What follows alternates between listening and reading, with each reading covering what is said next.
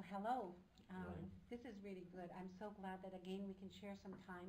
You can share time with us, and we were just thinking about a couple of things that we would like to find out. And um, one of the things I've been really interested in, I was called an elder when I was 45 by some people outside of my own cultural group.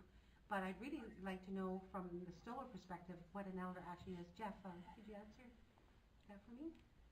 Yes. In our style of culture, there was actually two different elders. Oh, See, what they said to you being an elder, yeah, and what Siamchis is an elder yes, of hereditary chiefs yeah. and his family. Ah, See, there's a different level of elders. mm-hmm.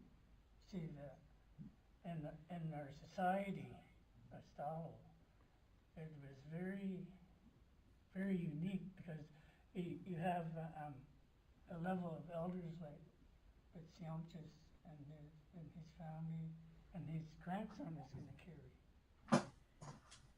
And their duties were to make sure this line stayed within them.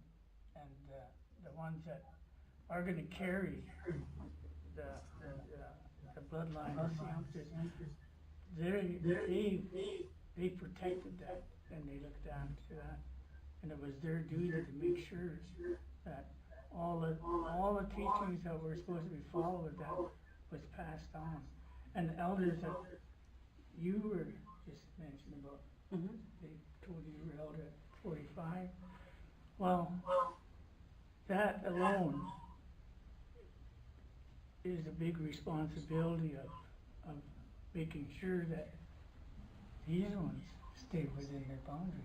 Oh, that sounds very interesting. So when you say that the elders that carry the chief line, Yeah. then the word you used was responsibility. Yeah. And that's really important. So it's not that it's just an honor and a recognition and a status symbol, but it really is about their responsibility, not only to their family and their lineage, but to the people that around them. Is that? That's right. Wow. Yeah, like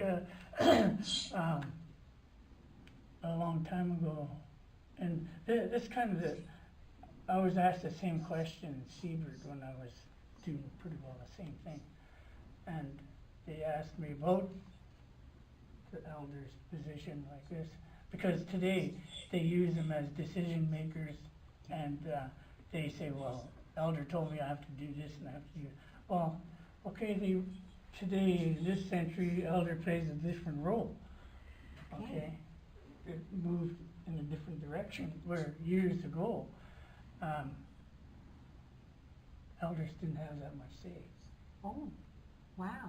but they did have say in such a way that if he didn't follow his duty as the hereditary chief or as, then it was brought to their attention. Isn't that a different? That's very different. It sounds really interesting. And when the words were spoken to me at 45, it was a recognition of the work that I had put in helping a lot of other people outside of my own family. And I am of a chieftain lineage, and we actually have female chiefs in our lineage as well. And I'm not going to, I haven't got there yet, but I know that I had a responsibility. As soon as they spoke those words to me, I knew I was responsible to those people that said those words. But when you explain it about the chieftain line and for Siamchis and then his grandson Siamchis, then it becomes more clear. So you are also an elder. Can you tell me a little bit more about how that happened for you? Well, it was put on me by elders. The Coquitita elders stood me up one night in Squay. And from that time on, the position was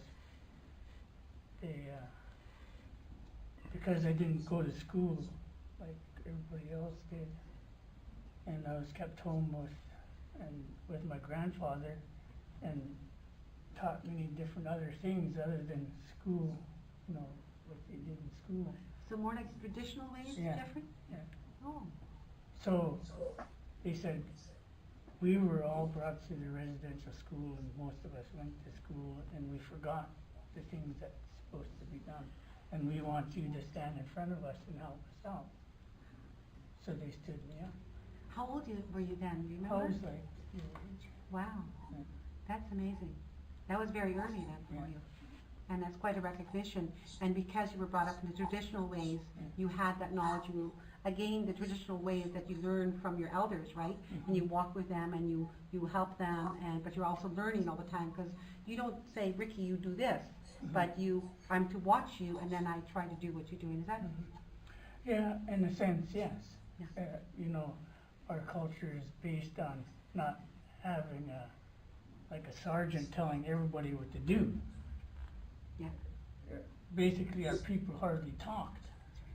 When the hooligans first came to this land, they thought all the Indian people were deaf mutes. Sure. They didn't speak to one another, basically because when somebody spoke, it came from them. Right. You see, you can't just up and start talking, you know, I mean, unless you're invited to speak. And that's something that's from our culture as well, Oh, that you wow. are invited to speak. Yes, that's right. If you were invited to speak, you got up and you talked, but you just didn't get up and start, you know, because you have to know the culture before you can get up and say something. Otherwise, you're going to be out in the middle of nowhere.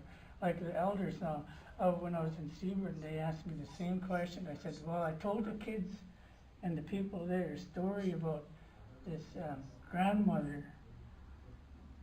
Her grandson was acting up, and he wasn't listening. So the CM at the time said to the people and to the grandmother, we're going to take this grandson out, and we're going to take him away from the village. And they sent 5 runners out, and you run for 5 days each into the mountains. One will turn back every day until the 5th one comes back by himself. And then you leave that boy there. See, the grandmother had no decision on that. Oh, I see. Yes, yes. And it was, it's so different than our society. Eh? Yeah, Yeah. yeah. It's You accepted see, now. that was their decision. Their way.